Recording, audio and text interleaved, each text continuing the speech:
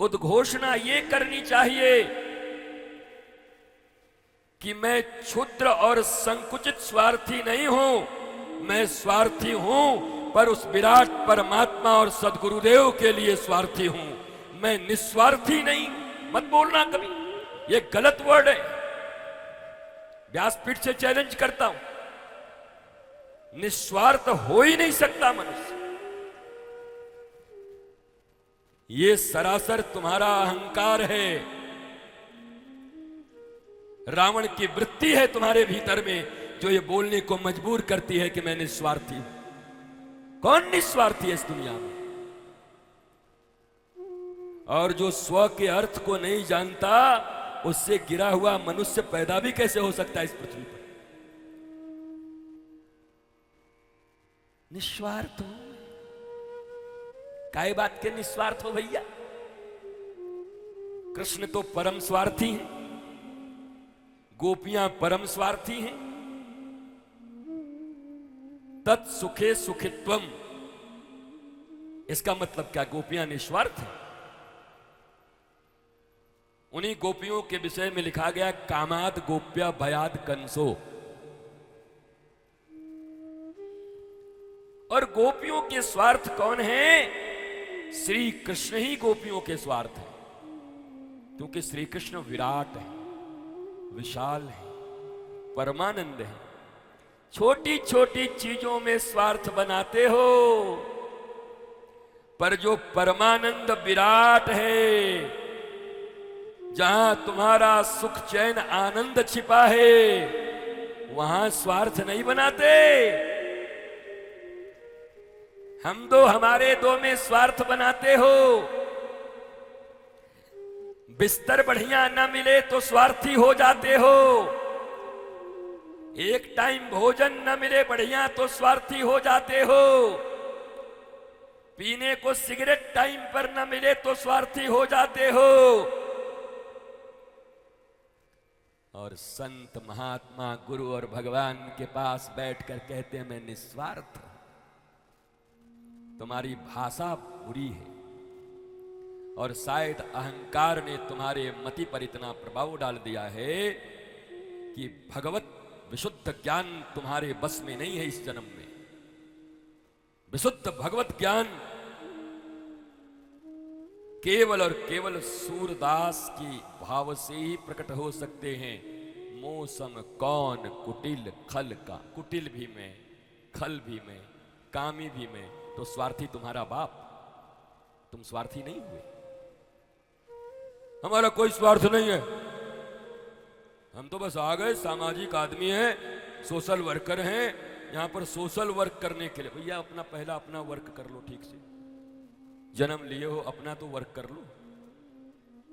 83,99,999 योनियों में कुत्ते गधे भेड़ी मच्छर बैक्टीरिया बनकर के तो मनुष्य बन के आए हो।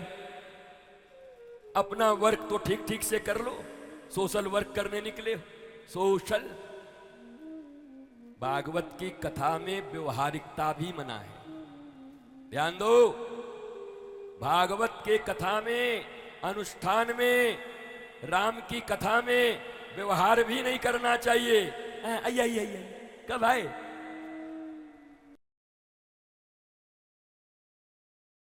पर जो तुम्हारे भाव के कारण ही आया हो, जो तुम्हारे प्रेम के बंधन रज्जु बंधन में बंध के आया हो, वहां तो प्रेम का प्रकाश ही ज्यादा जरूरी है। कैसे ज्यादा प्रेम और उमड़े बढ़े? तो सात्विकता, पवित्रता, जब व्यक्ति प्रेम करता है तो उसके प्रेम की सारी क्रियाएं अद्भुत हो जाती, सूक्ष्म हो जाती, बड़ी प्यारी हो जाती। छोटी से छोटी चीज प्यारी हो जाएगी। प्रेम नियम बना देता है, नियम से प्रेम नहीं होता। प्यार करो नियम बन जाएंगे, और 50 नियम मैं लगा दूं तो प्यार कभी नहीं कर पाओगे। बोला इसका तो नियम ही बहुत ज्यादा है। पर प्रेम हो गया तो सैकड़ों नियम का पालन हो सकता है। पर टेकन फॉर ग्रांटेड मत लेना कभी गुरु को, गोविंद को। लिया था गोपियों ने, भगवान रास में बुला लिए, हाथ पकड़ लिया। वो गोपी जिन्होंने भगवान के लिए अपने सारे परिवार का परित्याग कर दिया, छोड़ दिया, चली गई रात्रि में बंसीवट में, कोई आगे पीछे नहीं रहा। लेकिन वहां पहुंचने के बाद भगवान ने जैसे ही हाथ पकड़ा तो गोपियों के मन में अभिमान हो गया, हम भी सुंदर कम थोड़ी हैं, भगवान हाथ पकड़ा है मेरा।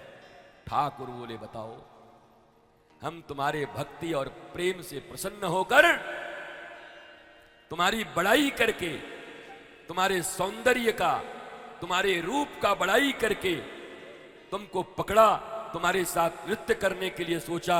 अरे मैं आत्मा राम हूं, पूर्ण काम हूं, श्री कृष्ण हूं, और तुम अहंकार कर गई, सुंदरता का अहंकार हो गया। मैंने तुम्हें बताया था श्री कृष्ण सुंदर नहीं है, सुंदरता जहां से पैदा होती है उसके मालिक है। He is not beauty, he is beauty incarnation। वहां से पैदा होता है सौंदर्य। तो अब कृष्ण को सुंदरता का अहंकार दिखाओगे, लक्ष्मी जिनके पांव दबा रही है उनके पास 22 तोले का सोने का चेन पहन के दिखाओगे, भगवान देखो, भगवान कहेंगे भिखारिनी। लक्ष्मी हमारे पांव को बैठ करके दिन रात दबाए जा रही है। जिस लक्ष्मी के पीछे आधी दुनिया उल्लू हो गई है, लक्ष्मी का वाहन उल्लू है। या तो विष्णु के साथ बुलाओ, और उल्लू के साथ अगर आई तो तुम्हारी बुद्धि तो जरूर बना देंगी अपने वाहन के जैसा। तुम सब बताओ, घरों में कौन सी लक्ष्मी चाहते हो? लक्ष्मी नारायण चाहते हो कि वाहन वाली लक्ष्मी चाहते हो? बोलो। वाहन वाली लक्ष्मी आएंगी तो लक्ष्मी का वाहन उल्लू है। लक्ष्मी जब अकेली आती हैं तो जिसके पास आती हैं पहले इसकी बुद्धि को उल्लू जैसा बना देती। काफी उल्लू बैठे, यहां नहीं, यहां तो सब लक्ष्मी नारायण वाले हैं दुनिया में। अब हैं तो यहां भी, तब क्या कहूं, मैं कहना ठीक नहीं लगता।